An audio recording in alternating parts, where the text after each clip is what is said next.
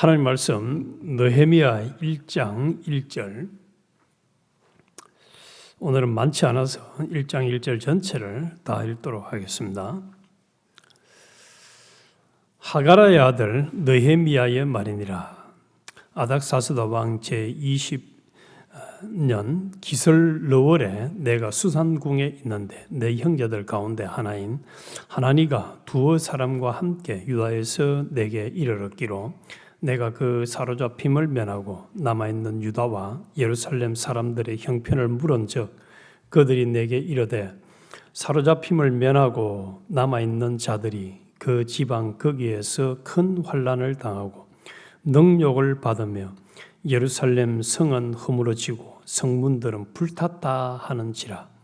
내가 이 말을 듣고 앉아서 울고 수일 동안 슬퍼하며 하늘의 하나님 앞에 금식하며 기도하여 이르되 하늘의 하나님 여호와 크고 두려우신 하나님이여 주를 사랑하고 주의 계명을 지키는 자에게 언약을 지키시며 긍휼을 베푸시는 주여 간구하나이다.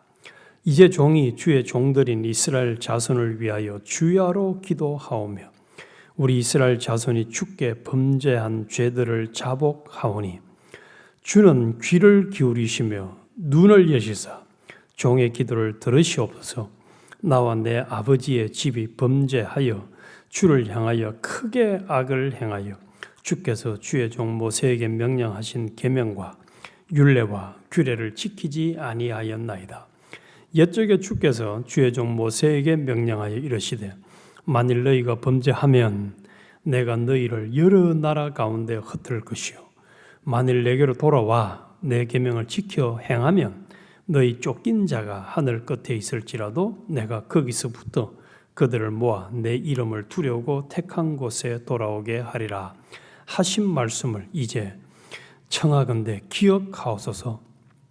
이들은 주께서 일찍이 큰 권능과 강한 손으로 구속하신 주의 종들이요 주의 백성이니이다. 주여 구하오니 귀를 기울이사 종의 기도와 주의 이름을 경외하기를 기뻐하는 종들의 기도를 들으시고 오늘 종이 형통하여 이 사람 앞에서 은혜를 입게 하옵소서 하였나니 그때에 내가 왕의 술관원이 되었느니라. 아멘. 오늘 아침에는 회개의 기도에서 시작되는 회복이라는 제목으로 같이 헌언하겠습니다. 회개의 기도에서 시작되는 회복. 먼저 우리는 이 자리에 성령님과 하나님이 말씀으로 찾아오셨음을 인식하고 같이 은혜를 나누면 좋겠습니다. 종종 우리 교회는 저는 그런 사람을 한 사람도 못 봤는데 예배 드리면서 이렇게 다리를 쫙 꼬고 팔짱을 쫙 끼고 전에 목사님 말씀하신 것처럼 어떻게 설교하는가 보자 하는 그런 식으로 예배 드리는 사람도 있습니다. 어떤 사람은 예배 시간에 신문을 딱 들고 이렇게 보고 있는 사람도 있다는 얘기를 제가 들었습니다. 그분은 하나님이 누군지를 몰라서 그랬지 않았을까? 과연 하나님을 예배 자리에 계시고 함께 하시는 분으로 알았다면은 하나님 앞에서도 그렇게 다리 꼬고 편안한 자세로 신문 펴고 예배 드린다고 앉아 있을 수 있을까? 하다못해 깡패 앞에서도 그런 짓은 못할 건데 사람 앞에서도 그런 짓은 못할 건데 그렇게 하는 경우들이 있단 말이에요. 참 가슴 아픈 일입니다. 이 자리에 찾아오신 하나님, 또 이 시간 함께 하시는 하나님을 우리가 인식하고 예배를 항상 드려야 되겠다. 이거는 일상생활에서도 마찬가지입니다. 이 느헤미야 들어가기 전에 어제 저는 요즘 레위기 또 시편, 전도서, 디모데 후서를 같이 성경을 매일 좀 읽고 있습니다. 읽는데 특별히 시편 39편을 묵상하다가 인생이 무엇인가에 대한 다윗의 고백을 묵상하면서 참 큰 은혜를 받았습니다. 그래서 그것을 잠깐 나누고 이 말씀을 나누려고 합니다. 시편 39편 4절에 보면 다윗이 다음과 같이 고백합니다. 여호와여 나의 종말과 연한이 언제까지인지 알게 하사 내가 나의 연약함을 알게 하소서. 주께서 나의 날을 한 뼘 길이만큼 되게 하시매 손바닥 넓이만큼 되게 하시매 나의 일생이 주 앞에는 없는 것 같사오니. 내가 생각할 때는, 인간이 생각할 때는 내 일생이 참 길다고 생각하는데 주님이 생각할 때는 손바닥 넓이만큼밖에 안 된다는 거예요. 그리고 주 앞에는 없는 것 같다.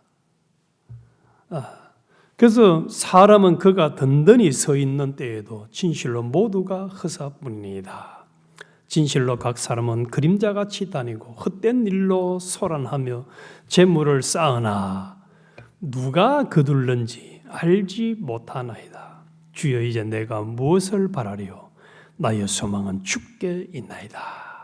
그래서 손바닥 넓이만한 인생, 나은 인생을 살면서 이 다윗은 재물을 취하거나 헛된 것에다가 소망을 두고 분주하게 사는 것이 아니라 주님 한 분만 소망하며 살겠다라고 고백을 하고 있습니다.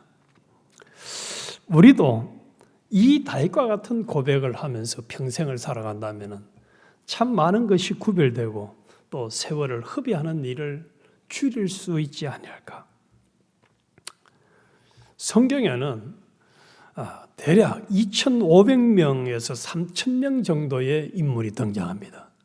그런데 2,500명에서 3,000명이 등장하는 중에서 주도적으로 많이 나오는 사람은 20여 명, 조금 더 확대하면 한 50명 정도가 됩니다. 그 중에 이제 우리가 어제까지 묵상했던 에스라와 느헤미야도 포함이 됩니다. 이들은 참 하나님이 기뻐하시고 너희들은 이 에스라와 느헤미야를 본받아라 하는 면에서 말씀을 66권 중에 에스라서, 느헤미야서를 기록해 주었습니다. 이 에스라서는 우리가 지금까지 묵상한 대로 이제 성전을 건축하는 일을 완성을 했습니다.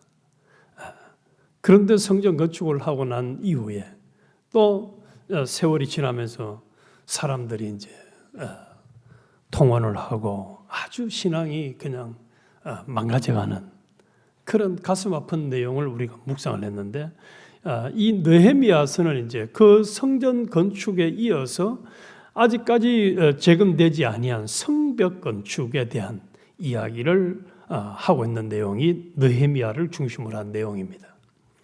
그래서 오늘 아까 좀 전에 읽었던 것처럼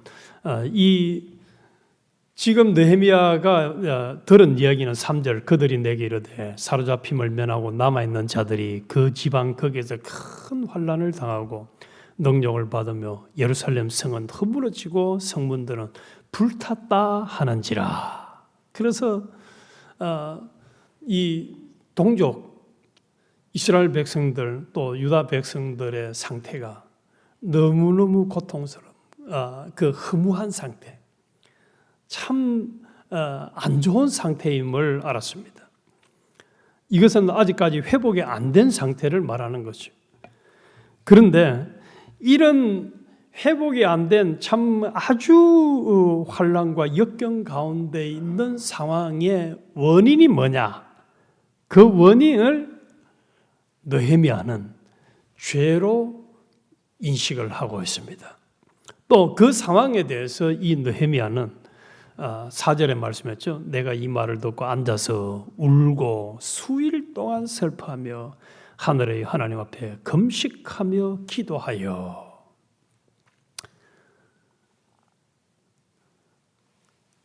민족의 일을, 자신의 민족의 일을, 그 나타난 상황을 자신의 것으로 동일화시키면서 그것으로 인해서 울고 슬퍼하고 기도하는 금식 기도를 하는 시작을 했다는. 그래서 오늘 제목을 회개의 기도에서 시작되는 회복. 아직까지 회복되지 아니하는 백성들 마음 상태뿐만 아니라 성벽이 건축이 되어지는 이 회복의 역사는 회개의 기도에서 시작이 된다는 것입니다. 그래서 여전히 성벽이 무너져 가지고 있고 백성들은 큰 환난과 능욕, 멸시와 천대를 받는 가운데서 느헤미야를 통해서 하나님이 어떻게 세워가는가 하는 것을 이제 보여주는 것이 이 느헤미야서입니다. 그래서 그 가슴 아픈 상황 속에서 한 사람 느헤미야의 마음이 하나님 앞에 무너지는 장면을 1장에서 기록해 주고 있습니다. 이 메시지는 분명합니다.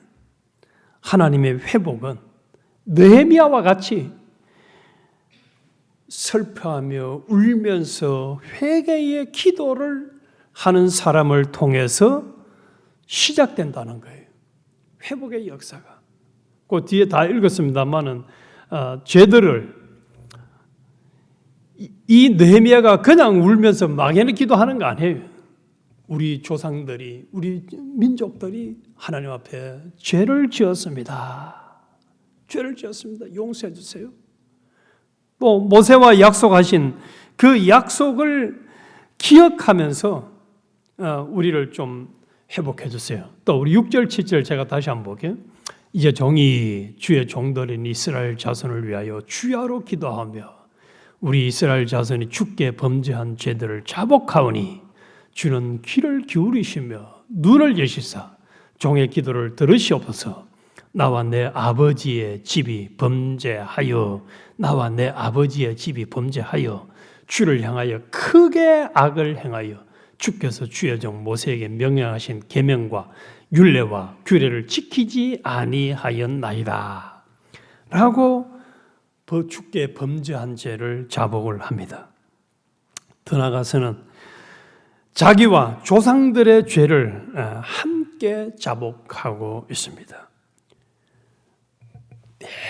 대부분의 경우는 어려움을 만나면은 언제든지 인간들은 남의 탓을 합니다. 또 시대를 탓합니다.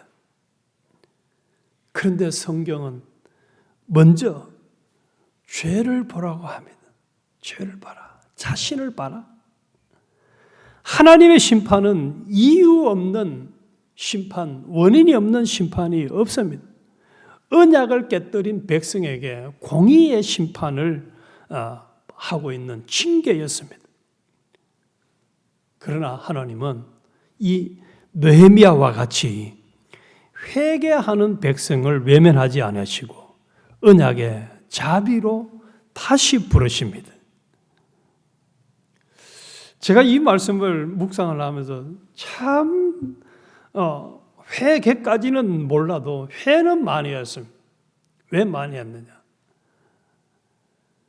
이 느헤미야와 같이 자신뿐만 아니라 조상들의 죄까지, 민족들의 죄까지를 회개하려고 하면은 얼마나 많습니까? 이게 우리가 예수 그리스도 안에서 한 몸이라고 하고 한 공동체라고 하면서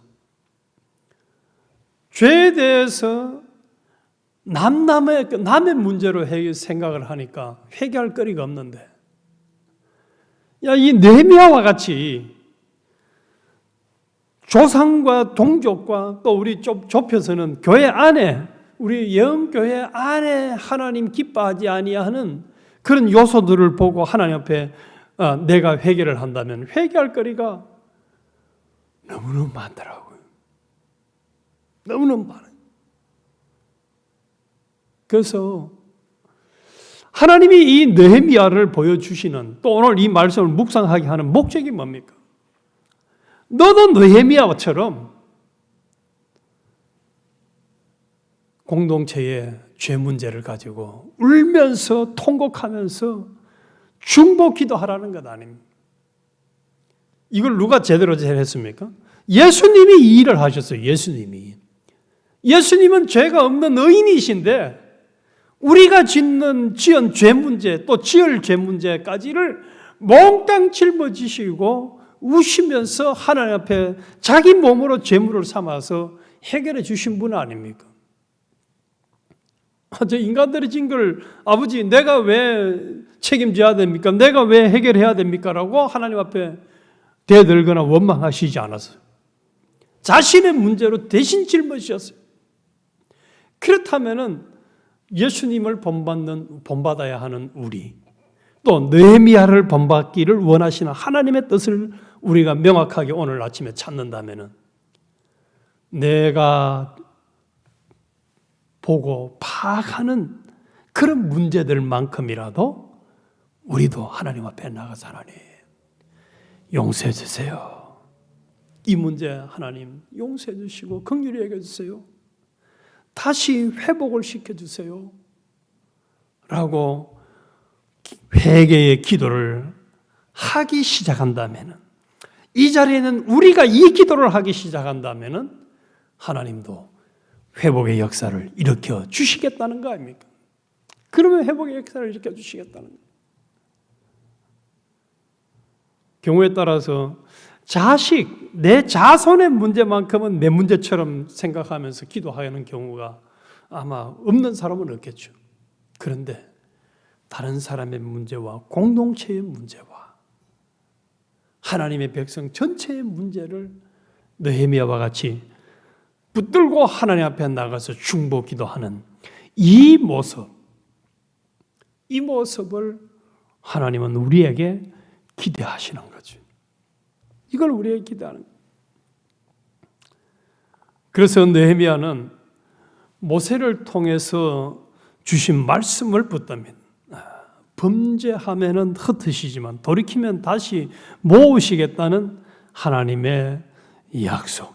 8절 옛적에 주께서 주의 종 모세에게 명령하여 이르시되 만일 너희가 범죄하면 내가 너희를 여러 나라 가운데에 흩을 것이요 만일 내게로 돌아와 내 계명을 지켜 행하면 너희 쫓긴 자가 하늘 끝에 있을지라도 내가 거기서부터 그들을 모아 내 이름을 두려고 택한 곳에 돌아오게 하리라 하신 말씀을 이제 청하건대 기억하옵소서.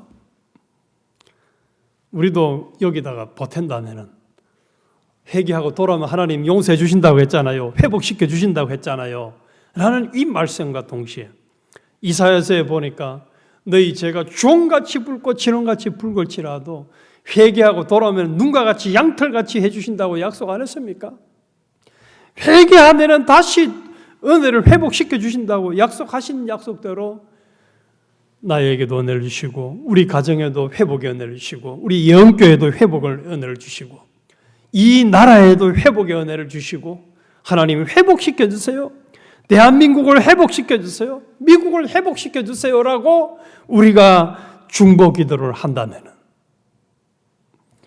우리의 기도 시간은 너무너무 모자랄 겁니다. 너무너무 모자랄 겁니다. 하나님 이 문제도 하나님이 용서해 주시고 회복시켜 주세요. 이 문제도 회복시켜 주세요. 라고 기도한다. 그래서 우리 오늘 아침에는 이 느헤미야처럼 내 문제뿐만 아니라 동족의 문제, 공동체의 문제, 지체의 문제를 나의 문제로 인식하고 하나님 앞에 가서 회개의 기도를 시작하는 출발점이 되자. 내 자신이, 내가 출발점이 되자. 왜 저 사람은 안 하지라고 할 것이 아니라 하나님은 나보고 하라는 얘기잖아요. 나보고 네가 해라는 거예요. 네가 해라는 거예요. 그래서 느헤미야처럼 너도 이 회개의 시작을 해라. 그러면 내가 회복시켜 줄게 하는 것 아닙니다. 느헤미야는 얼마든지 술관을 노려서 그냥 편안하게 살 수 있는 자리였어요. 그런데 그 자리에서 한 것은 민족의 문제를 가지고 하나님 앞에 회개의 기도를 한 것.